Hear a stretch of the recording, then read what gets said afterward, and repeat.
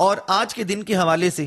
خاص طور پر یہ بات، اس بنیاد اور اس تمہید کا مقصد یہ تھا کہ آپ اگر کسی سے محبت کرتے ہیں تو اس محبت کو اللہ اور اس کے رسول کے سامنے رکھیں۔ بسم اللہ الرحمن الرحیم۔ اللہ رب العزت کے بابرکت نام سے ہم ابتدا کر رہے ہیں، اور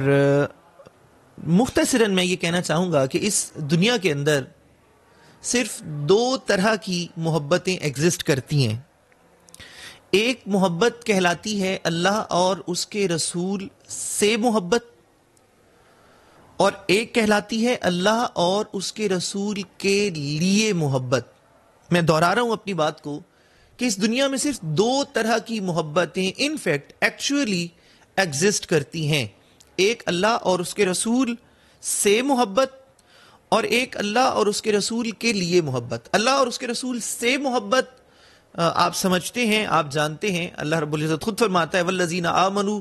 اشد حبا للہ، ایمان والے اللہ سے شدید محبت کرتے ہیں۔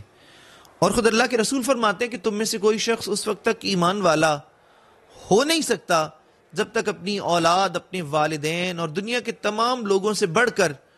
وہ اللہ کے رسول کو محبوب نہ جان لے، وہ ایمان والا نہیں ہو سکتا۔ اس کا مطلب ہے یہ جو اللہ اور اس کے رسول سے محبت ہے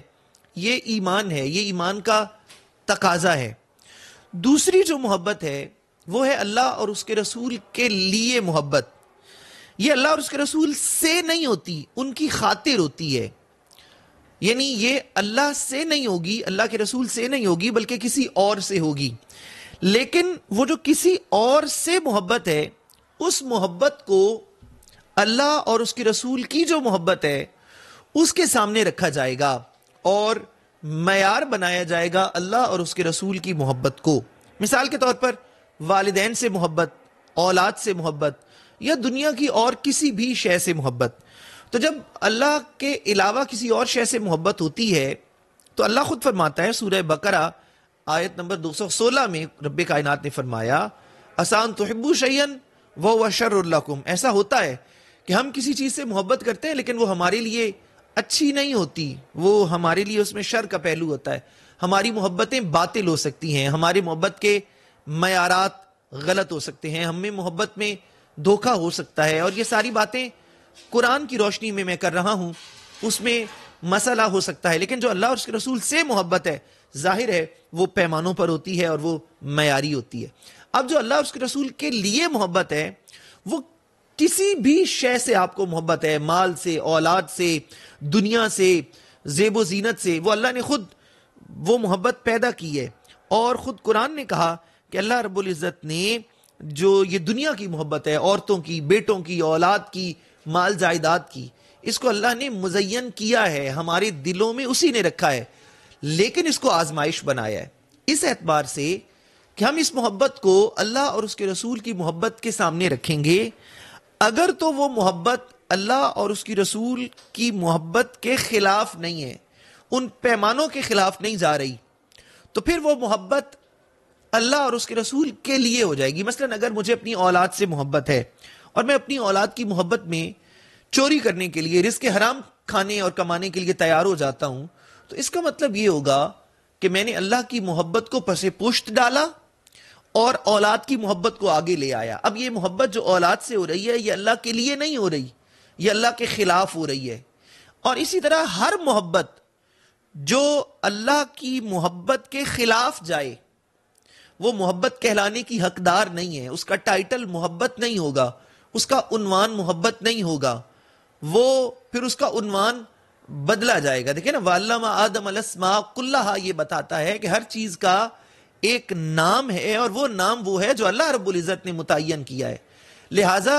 اب یہ جو محبت ہے، جو اولاد سے محبت ہے لیکن اللہ کی محبت کے خلاف جا رہی ہے، تو اب یہ محبت نہیں ہے، یہ بے ایمانی ہے، یہ چوری ہے، یہ بدعنوانی ہے، بدعہدی ہے، اس محبت کے خلاف جو اس نے اللہ سے کر رکھی ہے۔ اور اسی طرح آپ دنیا کی ہر محبت کو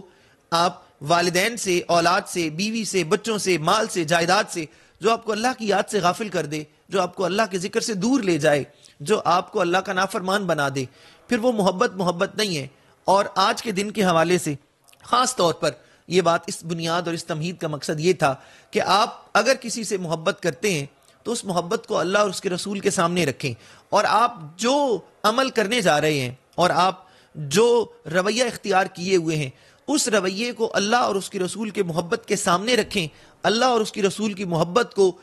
آئینہ بنائیں، معیار بنائیں، اس کو کسوٹی بنائیں، اور پھر اس کو پرکھیں، جانچیں کہ آیا آپ کی محبت اس اللہ کی محبت کے خلاف تو نہیں جا رہی۔ اگر وہ اس کے خلاف جا رہی ہے تو پھر جان لیں کہ یہ جو آپ کر رہے ہیں یہ دھوکہ ہے، یہ محبت نہیں ہے۔ پھر اس کا نام حرص ہو سکتا ہے، اس کا نام ہوس ہو سکتا ہے، اس کا نام لالچ ہو سکتا ہے، اس کا نام خود غرضی ہو سکتا ہے، اس کا نام کچھ اور رکھ لیں، لیکن اس جذبے کا نام محبت نہیں ہو سکتا۔ پھر وہی بات جو شروع میں کی تھی کہ محبتیں صرف دو ہیں، اللہ اور اس کے رسول سے محبت اور اللہ اور اس کے رسول کے لیے محبت۔ جس سے بھی محبت کی جائے اس لیے کی جائے کیونکہ یہ میرے رب کا حکم ہے۔ اولاد سے محبت کیوں کی جانی چاہیے؟ کیونکہ رب کا فرمان ہے۔ ماں باپ سے محبت کیوں کی جانی چاہیے؟ کیونکہ رب کا فرمان ہے، وہ اس محبت سے خوش ہوتا ہے۔ اور جس تعلق سے، جس نسبت سے، جس رشتے سے، جس ناطے سے وہ میرا رب نہیں راضی، میرے رب کا محبوب حضرت محمد مصطفیٰ نہیں راضی، تو اس ناراضی کو مول لے کر مجھے کسی کو راضی نہیں کرنا ہے۔ مجھے یہ سیکھنا ہے، مجھے یہ سمجھنا ہے کہ اللہ اور اس کے رسول کی محبتوں کو بالائے طاق رکھتے ہوئے کسی سے محبت کرنا روا نہیں ہے۔ اور اگر آپ سے کوئی محبت کا اظہار کر رہا ہے تو اس آخری بات کے ساتھ میں اپنی بات کو اختتام تک پہنچاؤں گا کہ آپ یہ سوچئے کہ جو اپنے رب کا وفادار نہیں ہے، جو اپنے رسول کا وفادار نہیں ہے، جو رب سے کیے ہوئے محبت کے وعدے کو پورا نہیں کر رہا، جو اپنے نبی سے محبت کے کیے ہوئے وعدے کو پورا نہیں کر رہا، جو وہاں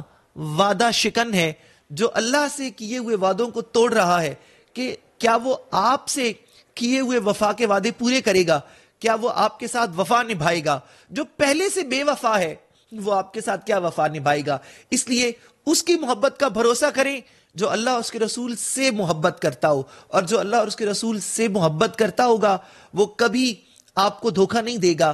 آپ سے اپنا مطلب پورا نہیں کرنا چاہے گا، آپ کو حرص، ہوس، لالچ اور گندی نظروں سے کبھی نہیں دیکھے گا، آپ کا برا نہیں چاہے گا، آپ کا نقصان نہیں کرنا چاہے گا۔ محبت کی تعریف میں یہ آتا ہے